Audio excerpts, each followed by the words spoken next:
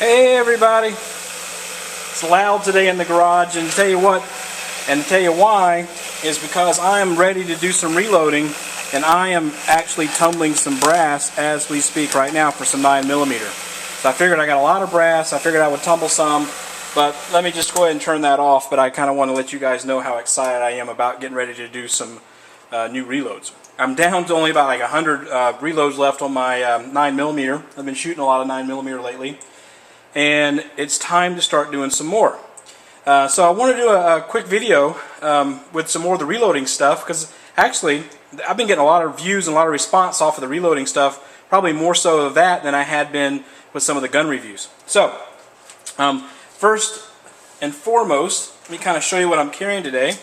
Today, this is an M&P 9C. Really like this. I don't like that little pinky rest, so I don't carry it with it, and I will tell you more about this later, but this is what I'm carrying today.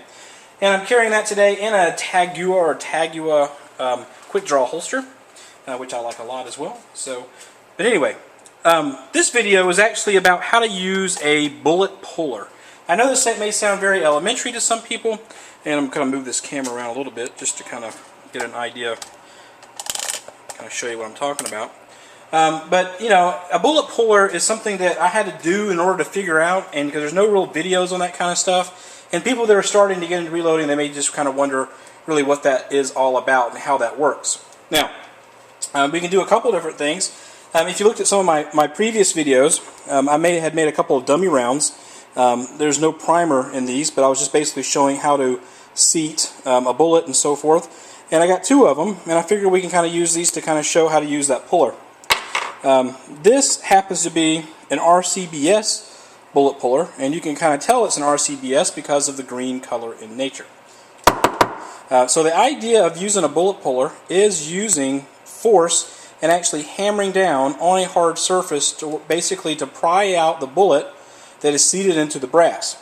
Now what ends up falling inside here is the bullet and all the powder, if you have powder in there. A lot of times we use a bullet puller not to take out a charged round, but a lot of times we're doing testing for seating and that sort of thing, and we don't want to waste that piece of brass or that bullet, so we use a bullet puller to unlodge that. Exactly the same way that I've done it here. So what you can do is unscrew this top. Now, all the bullet pullers, like from Franklin Arsenal, Lyman, and so forth, are all pretty much the same. But here is a collar. Now this collar is in 3 pieces, right, and it's bound together by a rubber O-ring. And basically what you do is you basically stick your round into this collar, and you can see it expands so it'll fit basically any size bullet that you want to take apart. We basically put that back into the puller, like so, and I just basically take this locking nut, or whatever you want to call that, and basically screw that back down onto the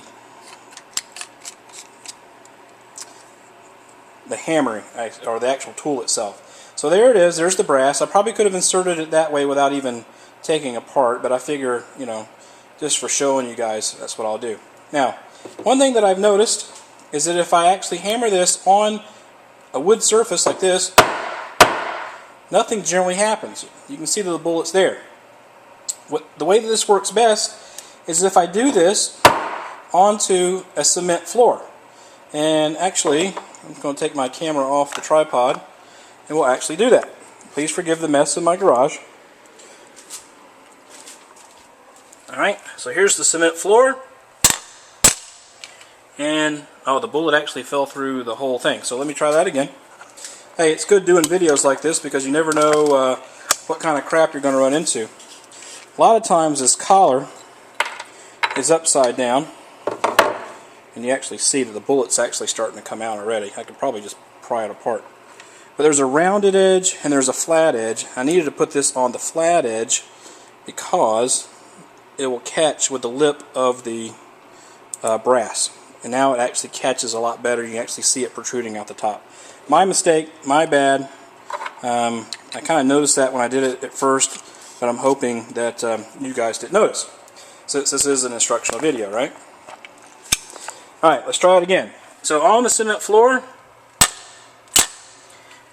and there's my bullet, And there's my brass. Now I didn't have any powder in there, so there's no powder going to be falling out. But that's basically how you use a bullet puller. I got this now, and I can take this apart again. And there's my brass, and there's my bullet. I can reuse that again. So, kind of cool. One thing I wanted to do, while I had you guys on your attention, was actually do a live round. These were dummy rounds, but this right here is a live 223 round that was damaged. I don't want to shoot it, but I may be able to fix it in a press reloading this 223 round. Okay, you can see a little indentation there. There was a failure to feed, and it got caught, and it messed up the actual brass. So, but that could be fixed. So I'm going to actually try this live round, and I put it into the actual retaining lug there, or whatever you want to call that. And I'll screw this back on. This is a live round. You can see that nothing's touching the primer. Alright, so you don't have to worry about this round going off. But let's take a look at how that works with a live round. And with one that is crimped, and it's not something that I did not crimp, may have to do it a few times.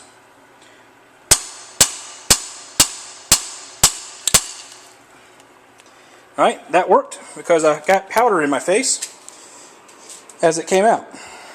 Put this back on the tripod. There we go.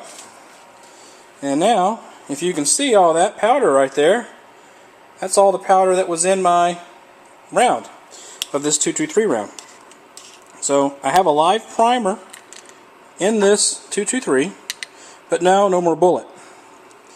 And take my little tray here for my powder measure, and I'll just dump all this powder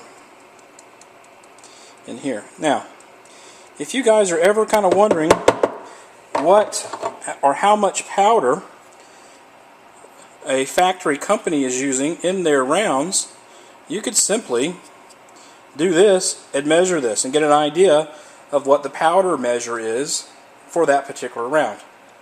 Kind of cool, huh? And here's the actual bullet. Now this bullet is the 223 round, and it's unharmed, undamaged, and I could reuse this. Pretty cool. So anyway, that's how to use a bullet puller. I wanted to show you guys that. I think that's kind of a neat thing if no one's ever seen it before.